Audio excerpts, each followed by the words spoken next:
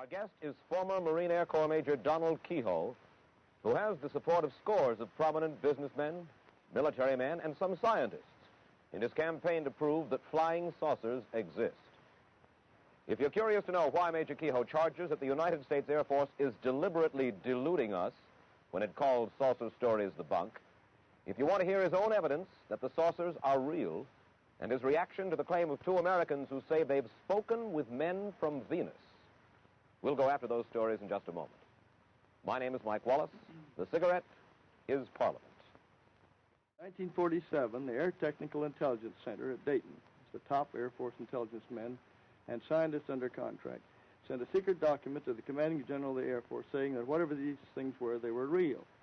In 1948, ATIC, the same group, sent a top-secret estimate to the commanding general, Hoyt Vandenberg, said these were interplanetary spaceships. In 1952, there was an intelligence analysis of the maneuvers of these things, as seen by radar, triangulation, radar photographs, and in 1953, the Central Intelligence Agency and the Air Force had a special panel of scientists meet at the Pentagon to tell them what to do. And after they got through, this group said, you don't have proof that these things exist, not scientific proof, but you have a very strong circumstantial case. We suggest you quadruple the investigation, set up special observation posts, in the meantime, release everything you've got to the American people.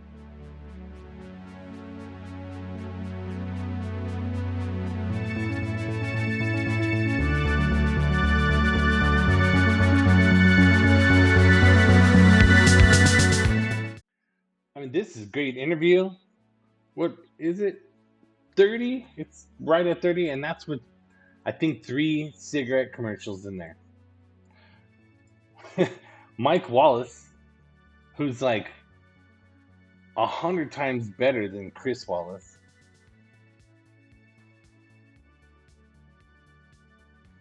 With Major Donald Keyhoe. See if it mentions it in here, down in the bread basket.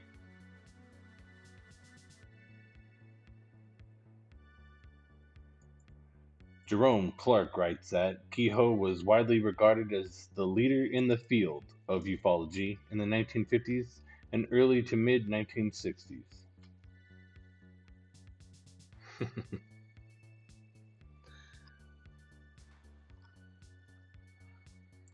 This is a fun interview. I mean, we get this cigarette commercial. I don't know if we actually see him smoke the cigarette, though.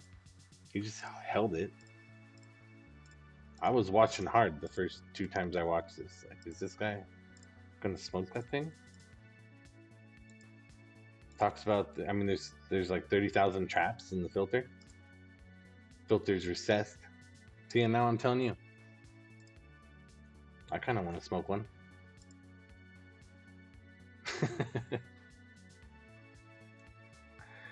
So I got this is PF Real 1. A better audio is... Oh, where did it go? Let's go turn this guy off.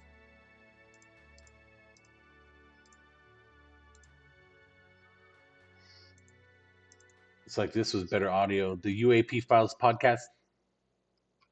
This is just the audio to the same picture. So the audio is better on that one. But I mean, the video is worth the audio not being great. And they could probably marry those two together for you. But it would probably even take away from the experience.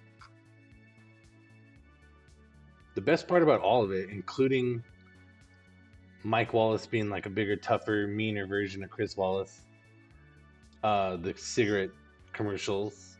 And it's their read-ins. They're just like what Ross Coulthart did in the last video that we watched. But where he just reads Parliament cigarettes. So nothing's changed. Except for this, you get this stuff right on your, cell phone.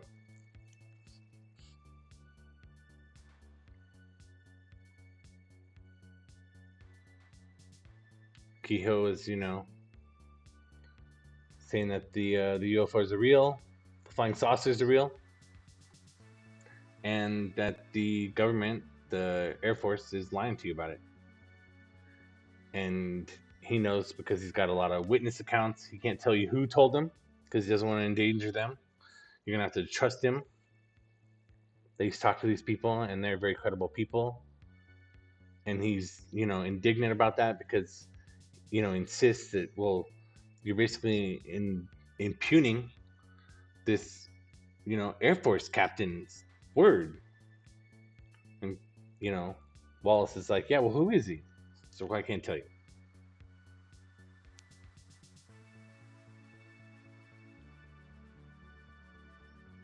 Ufology, and it's really not ufology, but like the stuff that people report on that are the, events and the actual real life things.